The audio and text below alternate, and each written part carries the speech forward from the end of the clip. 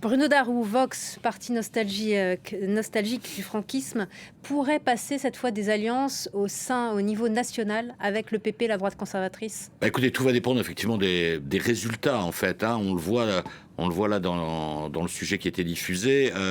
C'est surtout une difficulté pour le Parti populaire d'Alberto Ferro, qui effectivement, dans les derniers sondages, apparaît en tête, mais avec insuffisamment de sièges pour avoir la majorité absolue. Donc c'est là que le poids de Vox va jouer. Dans les derniers sondages, il est crédité autour de 13,5% des votes. Donc s'ils font un bon score, ils chercheront, eux, évidemment, à vouloir former une coalition, puisque le PP en aura besoin.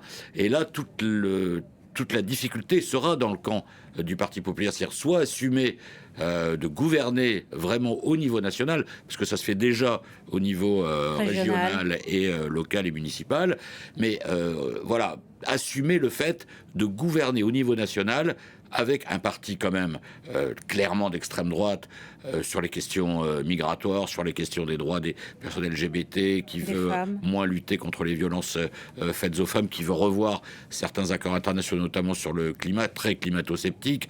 Donc ça va poser tout un tas de problèmes, notamment avec l'Union européenne. Donc en fait, Vox, oui, bien sûr, espère faire un bon score dimanche soir. Et ensuite, tout dépendra du rapport de force, en fait, entre Vox et le Parti populaire, si la droite, au sens très large, la droite et l'extrême droite, remportent ce scrutin. Les derniers sondages indiquent qu'on va plutôt dans ce sens, quand même. Le résultat, vous dites, reste incertain, car à gauche, Podemos est en crise, mais la situation change. Oui, alors la situation change. Alors d'abord pour le PSOE, le Parti socialiste, on a vu là Pedro Sanchez, le Premier ministre sortant, qui a donc effectivement pris un risque, parce que c'est vrai que les résultats économiques de l'Espagne sont plutôt bons. Donc à la suite d'élections locales très décevantes fin mai, il a dit bon, bah, j'en tiens compte, et au lieu que les élections nationales se déroulent à la fin de l'année, je les convoque donc ce 23 juillet.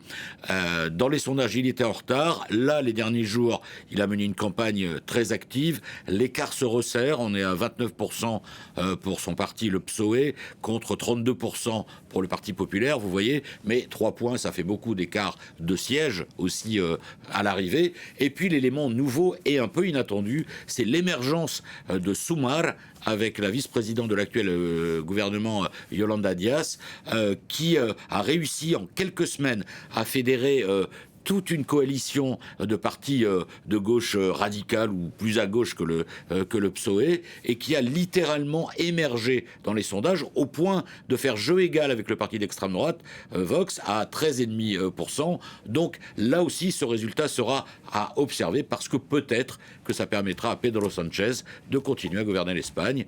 Réponse dimanche soir. Merci beaucoup, Bruno Darroux, pour votre analyse. Merci à vous.